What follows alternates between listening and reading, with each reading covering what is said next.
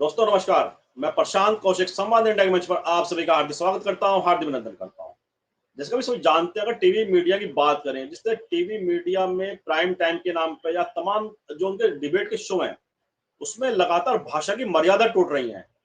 और हाल ही में प्रेम शुक्ला और सुरेंद्र राजपूत, जो बीजेपी के प्रवक्ता प्रेम शुक्ला और कांग्रेस की पार्टी के जो प्रवक्ता सुरेंद्र राजपूत, जिस तरह से प्रेम शुक्ला ने सुरेंद्र राजपूत की मां को लेकर जो अभद्र टिप्पणी की है, उसको तो हम अपने मुंह से बोल भी सकते हैं। इतनी अभद्र टिप्पणी में थी कि कोई भी सभ्य व्यक्ति उस तरह की शब्दों का अपने मुंह से इस्तेमाल नहीं कर सकता, अपनी जुबान से इस्तेमाल नहीं कर सकता। लेकिन टीवी मीडिया की डिबेट जिस तरह से आ रही है, जो मुख्य धारा का मीडिया, स्ट्रीम मीडिया जिसे कहा जाता है, उसमें लगातार यह देखा जा रहा है कि जो प्रवक्ता बैठते हैं पार्टी के, वह अपनी भाषा का स्तर इतना निम्न स्तर कर लिया है। ऐसा लगता है कि मानसिक विकृति कहीं ना कहीं लोगों के अंदर समा चुकी है। और टीवी मीडिया जो है वो इस तरह के मंच लगातार उपलब्ध ऐसे लोगों को करा रहा है, जो अपनी भाषा की ना तो कोई उसकी गरिमा बनाए रखते हैं, और ना ही पार्टी के संस्कार कह लीजिए, सामाजिक संस्कार कह लीजिए, पारिवारिक संस्कार कह लीजिए, लगातार धज्जियां उन मंच पर बैठ के उड़ाते हैं। और इसमें देखा जाता है कि सभी तरह के जो लोग हैं, जो पार्टी विभिन्न पार्टियों के प्रवक्ता हैं, कहीं ना कहीं इसमें अपनी भाषा के द्वारा शामिल हो जाते हैं। और प्रेम शुक्ला के द्वारा जो भाजपा प्रवक्ता उन्होंने जो भाषा का इस्तेमाल करी है सुरेंद्र राजपूत की मां के लिए, वह तो इतना निंदनीय है। उसने तमाम तरह की वाद विवाद दोबारा से इसको मुद्दे पर खड़े कर दिए हैं कि क्या टीवी मीडिया लड़ाई झगड़ों का अखाड़ा बन चुका है, या लगातार गाली गलौज का अखाड़ा बन गया है। इन सब बातों पर चर्चा करने के लिए हमारे साथ देश के बहुत ही वरिष्ठ पत्रकार आज इस चर्चा में शामिल हैं। उनका परिचय मैं आपसे भी करा देता हूँ। हमारे साथ मुकुल त्रिपाठी जुड़ गए हैं, लखनऊ से बहुत सीनियर जर्नलिस्ट हैं, अनेक वर्षों का उनका अनुभव है। बहुत बहुत स्वागत करता हूँ, बहुत बहुत अभिनंदन। मुकुल जी, क्या लगता है आपको, आप भी लगातार इतने वर्षों से पत्रकारिता के क्षेत्र में हैं, लगातार अनेक समाचार पत्र में आपने कार्य किया है, टीवी चैनल भी आप लगातार मतलब उसमें जुड़े रहे हैं, साथ ही तो जो भाषा की मर्यादा है, जिसका पतन, नैतिक पतन कह लीजिए, या मानसिक दरिद्रता, मानसिक कह लें दुर्बलता इतनी आ चुकी है बड़े लीडर्स के, पार्टी के जो प्रवक्ता के तौर पर टीवी के मंचों पर जाते हैं, उन्हें क्या ख्याल नहीं रहता है, या जानबूझकर इस तरह की भाषा का वह उपयोग करते हैं लाइमलाइट में आने के लिए, चर्चा में आने के लिए, या अपने विपक्ष के व्यक्ति पर हावी होने के लिए। और लगातार टीवी मीडिया जो है वह लगातार ऐसे लोगों को मंच उपलब्ध करा रहा है, उन्हें राष्ट्रीय स्तर पर उनका टेलीकास्ट होता है। तो घर घर में ऐसी भाषा जो परोसी जा रही है, नफरत की, घृणा की, इसके दुष्परिणाम समाज पर कितने व्यापक स्तर से पड़ रहे हैं, क्या हमें चिंता नहीं है इस बात की? क्या लगता है आपको, इसके पीछे क्या सोच है, क्या उद्देश्य है? प्रशांत जी, आपको और सभी दर्शकों को मेरे नमस्कार। देखिए प्रशांत जी, ये मानसिकता होती है कि आदमी कितना संयमित है, कितना अपने ऊपर कंट्रोल करता है, उसके ऊपर डिपेंड। जब आदमी अपना आपा खो देता है तो अनाप शनाप बकने रखता है, जो एक ह्यूमन नेचर होता है। कि जब आपके पास ये खासकर इनकी बात करें, बीजेपी के कई प्रवक्ता ऐसे हैं जो बहुत ही गंदी भाषा और दूसरे को जलील करने का जो इनका नेटवर्क है, ये मुंह पे आता है इनका। एक होता है, जैसे पहले पुराने टाइम में होता था, पार्टियां रणनीति तय करती थी और मुद्दे पे घेरती थी। अब वो मुद्दे के बजाय गाली गलौज पे आ गए हैं। और ये पहली बार नहीं हुआ, इसका इतिहास बहुत पुराना है। आपको याद होगा, बीजेपी को शायद ये पसंद है कि जो इस तरह के लोग हैं उनको बीजेपी लगातार प्रमोट भी करती है और उनके ऊपर कोई कार्रवाई भी नहीं करती। सबसे बड़ी हैरानी की ये बात रहती है कि आपको याद होगा, एक नहीं ऐसे सैकड़ों उदाहरण है। उसमें सबसे पहले शुरू होता है जब जो पार्टी राम के नाम पे आगे बढ़ रही थी और राम मंदिर को लेके बहुत बड़ा आंदोलन, राम को एक युग पुरुष और उस तरह से जो हम लोग के हिंदू समाज में है उसको लेकर आगे बढ़ रही थी। उसी बीच में दर्शकों को भी याद होगा कि हमारे यूपी के सांसद राम को लेकर क्या बोलते हैं।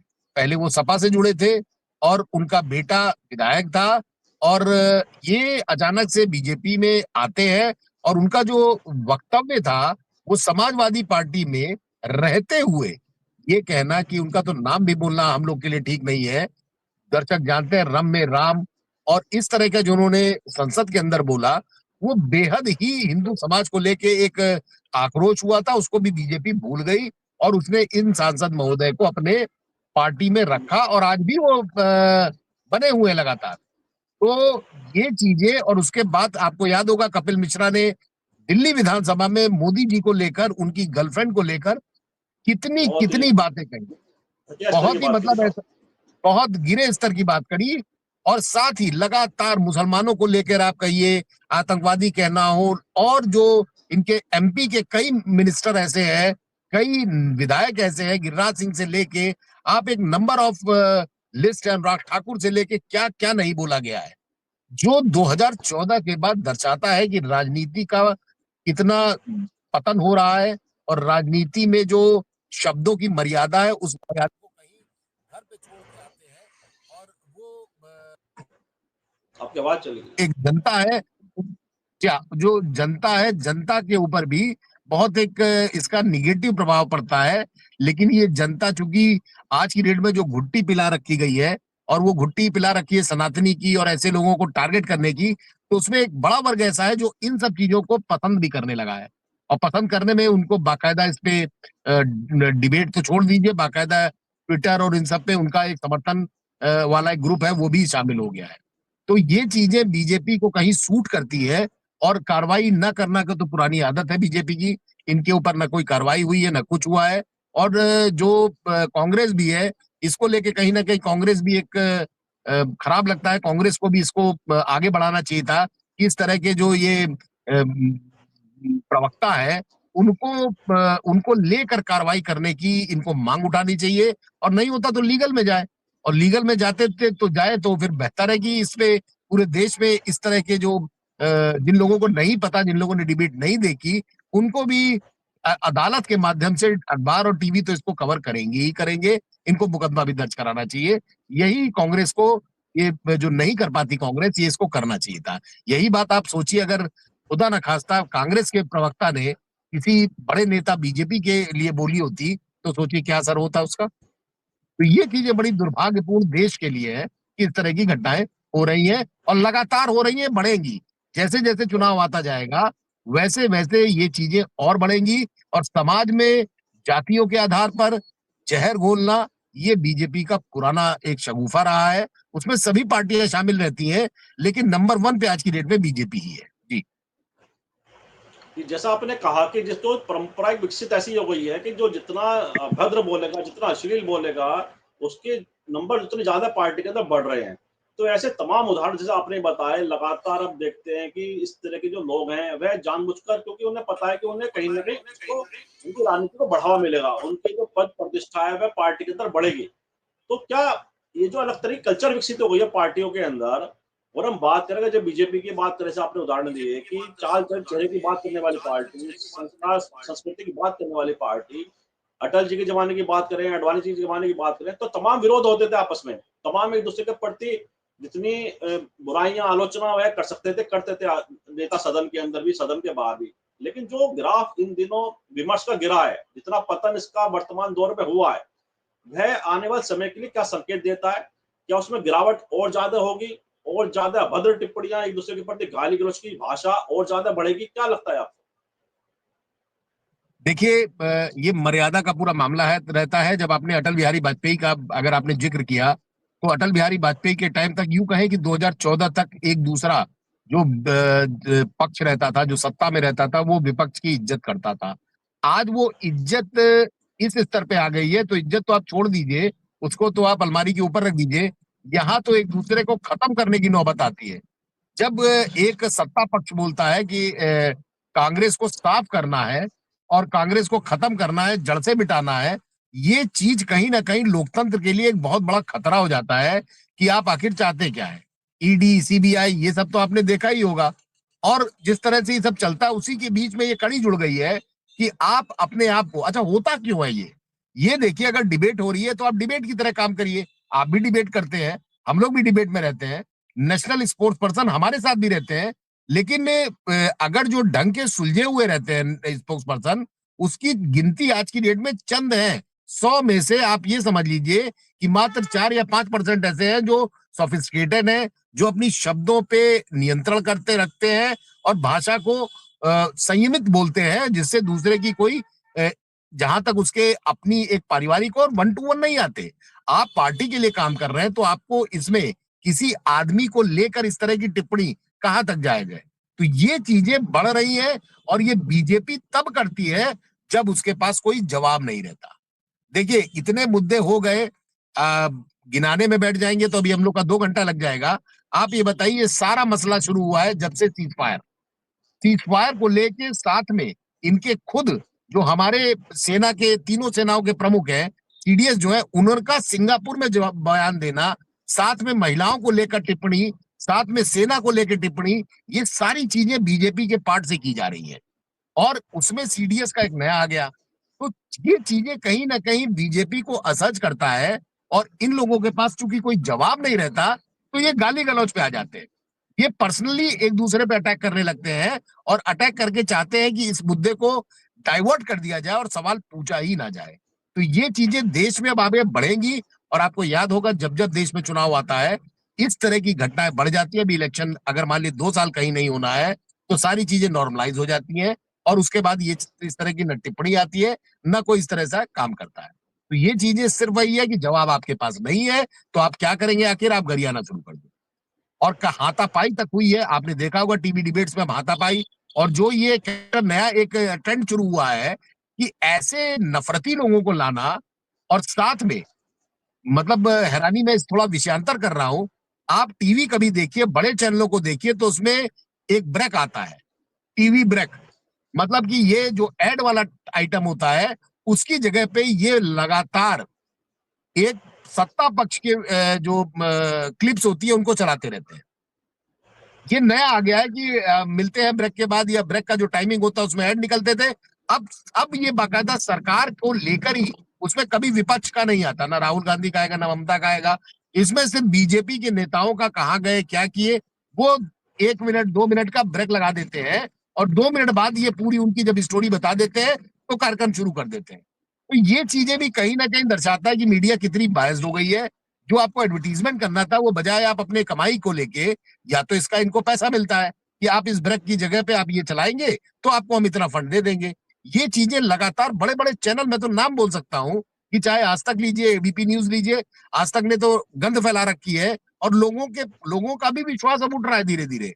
तभी आपको याद होगा कि जो घटनाएं हो रही है जो हो रही उसमें टीवी का जो जिसे कहते हैं टीआरपी है, वो टीआरपी टाइमिंग घट रही है बड़े बड़े चैनलों की।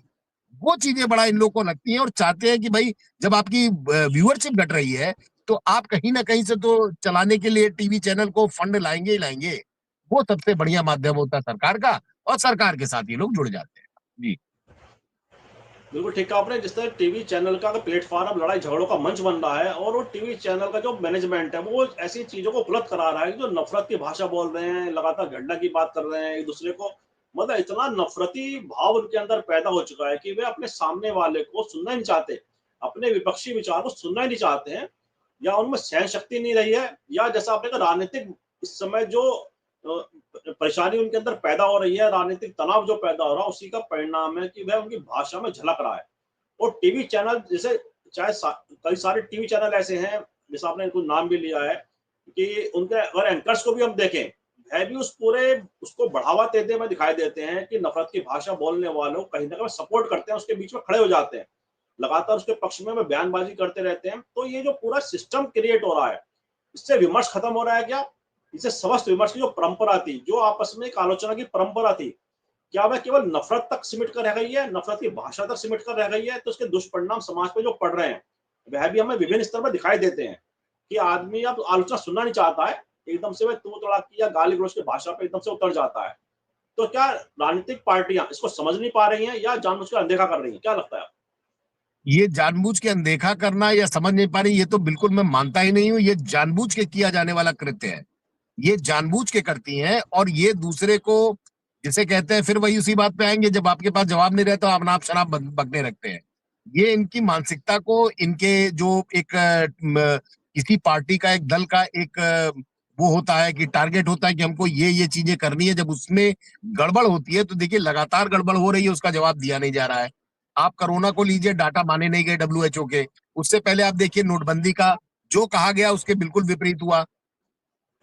उसके बाद हुआ आप आ जाइए कश्मीर में, कहा कि नोटबंदी हो जाएगी तो आतंकवाद खत्म हो जाएगा। तब से हम लोग पुलवामा से लेके आप पहलगांव तक का हमला देख रहे हैं, लगातार वहां फायरिंग हो रही है। आज की डेट में अगर मान लीजिए फायरिंग चांद भी है तो लगातार आतंकवादी और जो उनके सेना का भी, बीएसएफ का जो इनपुट आया है वो बाकायदा सारा मीडिया पे उपलब्ध है।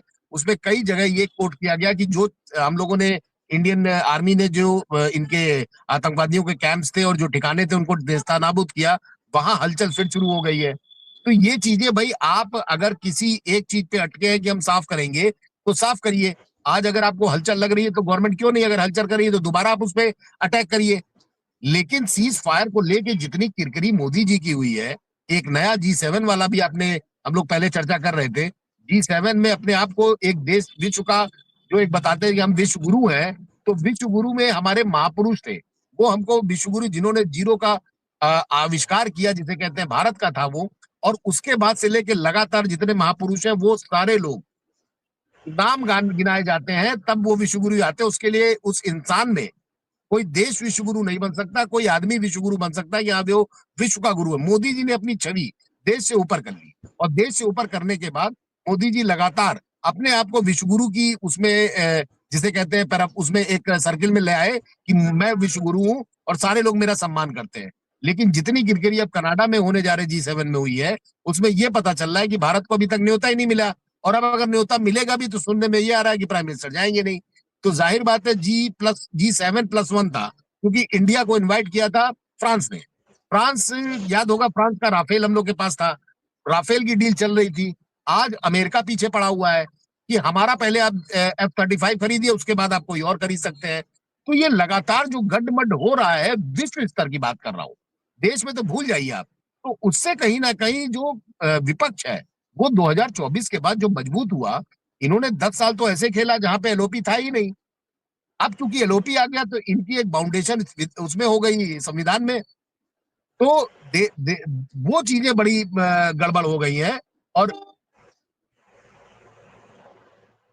वो चीजें बड़ी गड़बड़ हो गई है। तो ये चीजें देख के ये मतलब स्थितियां और बढ़ती जाएंगी। जी जी, जी, सही बात है। राजनीतिक दबाव जो है चारों तरफ से इस समय दिखाई देता है कि लगातार उसमें राजनीतिक चुनौतियाँ भी सत्ता पक्ष के लिए बढ़ रही हैं, और जो उनके तमाम नेता हैं, उनके बयानबाज़ी में स्पष्ट रूप से दिखाई देती है। अच्छा, जैसे अगर हम बात करें जो ज़िम्मेदार पदों पर भी जो बैठे हैं सत्ता के अंदर, चाहे मध्य प्रदेश के मंत्री हों, विजय शाह हों, या देवड़ा जो दूसरे डिप्टी सीएम थे वहाँ के, या उसके अलावा भी अन्य कई सारे ऐसे नेताओं के लगातार बयान आए हैं, जिन्होंने कर्नल सोफिया हों, चाहे या सेना के ऊपर हों, तमाम तरह की टिप्पणियाँ ऐसी की गई हैं जो बड़ी अशोभनीय है, और जो भी सभ्य समाज उसे स्वीकार नहीं कर सकता। लेकिन अगर राजनीतिक स्तर पर देखें, पार्टी के स्तर पर देखें, उन पे कोई कार्रवाई पार्टी स्तर पर कोई अनुशासनहीनता की नहीं की गई है, या उन्हें कोई चेतावनी मतलब स्पष्ट शब्दों में भी ऐसी सामने नहीं आई है जो लगे कि वास्तव में पार्टी गंभीर है उनकी ऐसी अमर्यादित भाषा के लिए, ऐसे अमर्यादित आचरण के लिए। तो लगातार ऐसी जो भाषा को बढ़ावा राजनीतिक स्तर पर मिलता है, जो मंत्री मंत्री बने बैठे हैं, तमाम तरह की टिप्पणियां कोर्ट ने समय तक संज्ञान लिया, उसके पश्चात भी उन पर पार्टी स्तर पर कोई कार्रवाई नहीं हुई।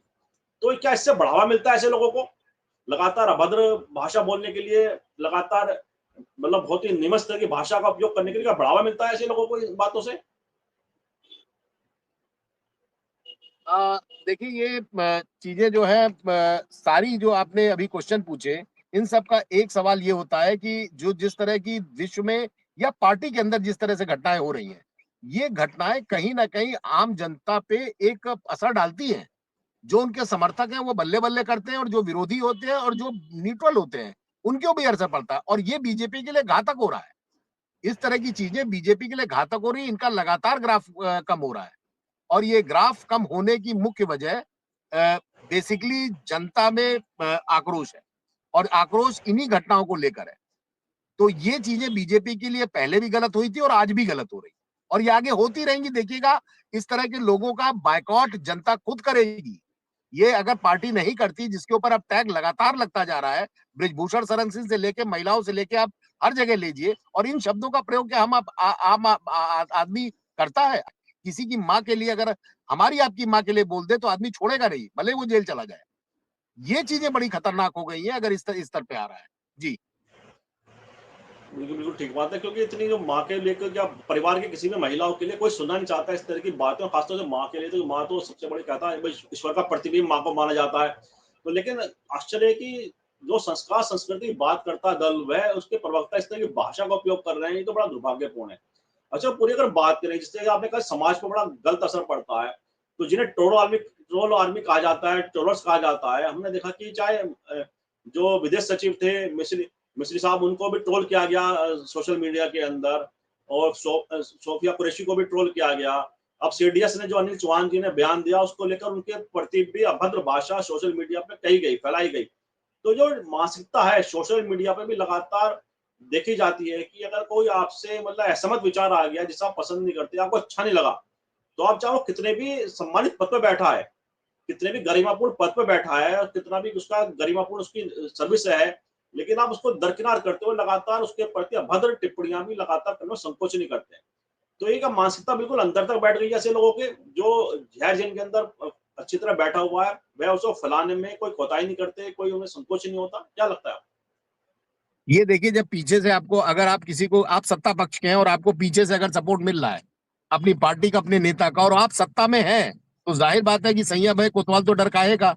तो ऐसे में इस तरह की जो टिप्पणियां हैं ये लगातार बढ़ती है, और लोग जानते हैं कि हम कुछ भी बोल दें, बहुत अनर्गल बोलते हैं। जब आपको याद होगा कि जब विदेशों में इसकी जब बढ़तना शुरू हो जाती है, खासकर मुस्लिम जो हमारे देश हैं उनको लेकर या किसी को लेकर जब टिप्पणी की जाती है, तो ये चीजें पार्टी कभी कभार कार्रवाई करती है, वो भी बमुश्किल प्रतिशत 100 मामलों में 1% का रहता है। और ऐसे में जो दिल्ली की एक नेता थी, उन्होंने जब टिप्पणी करी थी, तो उसके बाद उनको पार्टी से 7 साल के लिए निकाला गया था, बुला के उनको फिर चुनाव लड़वाया गया दिल्ली में। तो ऐसे में ये चीजें तो बहुत मतलब देश के लिए घातक है और साथ में समाज के लिए। इस तरह के शब्दों का अगर आप प्रयोग करते हैं, तो ये चीजें फिर आने वाले टाइम में, जैसे 400 का एक टारगेट लेके चले थे और 244 पे अटके हैं, तो वही चीजें आगे भी ऐसे ही होती रहेंगी, क्योंकि लोग अब जब उनकी अपेक्षाएं पूरी नहीं होती और साथ में इस तरह के अनर्गल बयान आते हैं, तो जाहिर बात है वो जनता तो इसका विरोध करेगी ही करेगी। जनता क्यों छोड़ेगी इन चीजों को? तो ये पार्टी के लिए, बीजेपी के लिए बहुत घातक साबित होगा अगर इस तरह के जो घृणित लोग हैं, जिन मानसिकता वाले, उनको कहते हैं सनातनी, लाल टीका लगा के प्रेम शुक्ला खुद आते हैं, पहले शिवसेना से जुड़े हुए थे, उसके बाद आज बीजेपी के प्रवक्ता बने हुए हैं। लेकिन इस तरह से आप शब्दों का प्रयोग कर रहे हैं, तो इसको कैसे देखा जाएगा? सनातनी तो वो होता है जो सौम्य होता है, सभ्य होता है और सोच के बोलता है। आपको सनातनी के तो आप किसी क्राइटेरिया में आते ही नहीं है, और अपने आप को आप हिंदुओं का एक वो बनाते हैं कि हम उस दल से है जो हिंदुओं का, हिंदू समाज का, हिंदू संस्कृति का रक्षक है। ये रक्षक नहीं होता, ये तो भक्षक है। आप तो बर्बाद कर रहे हैं। इस तरह की गालियां अगर आपके फॉलोअर देने लगेंगे, तो इस देश में तो अराजकता का माहौल पैदा हो जाएगा। तो बीजेपी को, खासकर मोदी जी, इस पे बोलते भी नहीं कुछ, किसी के लिए कुछ नहीं बोलते, वो मौन धारण कर लेते। लेकिन ऐसे में पार्टी का जो अध्यक्ष रहता है, आईटी सेल अलग इनको प्रमोट करने में लग जाता है। तो ये चीजें कहीं ना कहीं पार्टी के लिए घातक होती है, प्रशांत जी। और ये ऐसा होता रहेगा जब तक बिहार का इलेक्शन है। अभी इसमें पाकिस्तान भी आएगा, इसमें वो तो आ ही गया है, सिंदूर तो आ ही गया था, इसमें आपका पाकिस्तान भी आएगा, अभी हमले भी आएंगे और इस तरह की भाषा भी आएगी। जाहिर बात है, जवाब नहीं रहता तो आदमी यही तमन आप शराब बड़े बकेगा जी। बिल्कुल, बिल्कुल। बड़ी महत्वपूर्ण बात है आपने कही है, और जिस तरह से पूरा गंभीर विषय को आपने परिभाषित किया है, उसको मतलब क्या बताया कि किस तरह से समाज पे इसका दुष्प्रभाव भी पड़ रहा है। क्योंकि अगर नेताओं के द्वारा, ऊपर स्तर के द्वारा, जो बड़े पदों में बैठे हुए लोग अगर इस तरह निम्न स्तर की भाषा का उपयोग करते हैं, तो समाज में भी उसका कहीं न कहीं असर दिखाई देता है। और हम देखते हैं सड़कों पर जिस तरह से लोग प्रतिक्रिया व्यक्त करते हैं, कोई किसी को सुनना नहीं चाहता है, किसी को समझना नहीं चाहता है, लेकिन वो बस अपना जो उसकी दुष्प्रचार है उसको करने में लगातार लगा रहता है। और ये विभिन्न स्तर पर समाज के अंदर देखा भी जा रहा है, इसलिए कड़वाहट लगातार फैल रही है समाज के अंदर। लोग एक दूसरे को एक मतलब राजनीतिक विरोध को ऐसा मानने लगे, दुश्मनी मानने लगे राजनीतिक विरोध को। पहले राजनीतिक असहमति को बड़े स्वस्थ तरीके से लोग लेते थे, बैठ के चर्चा करते थे, विभिन्न राजनीतिक पार्टियों के लोग एक साथ बैठा करते थे, लेकिन अब उसमें बड़ी कमी आ गई है। और इन्हीं शब्दों के साथ आज चर्चा को विराम भी देते हैं। और जिस तरह पूरे विषय को आपने परिभाषित किया, मुझे विश्वास है हमारे दर्शकों को चर्चा जरूर पसंद आएगी। मैं बहुत बहुत धन्यवाद आपका व्यक्त करता हूँ, हमने हमारे दर्शकों को समय निकाला। बहुत बहुत धन्यवाद। धन्यवाद। और मैं आप सबसे आग्रह करता हूँ इस वीडियो को लाइक करें, शेयर करें, कमेंट करें। साथ ही संवाद इंडिया चैनल को सब्सक्राइब करें, बेल आइकन जरूर दबाएं, जिससे संवाद इंडिया अपडेट आपको समय से मिलते रहे। आप सभी का बहुत बहुत धन्यवाद, बहुत बहुत धन्यवाद।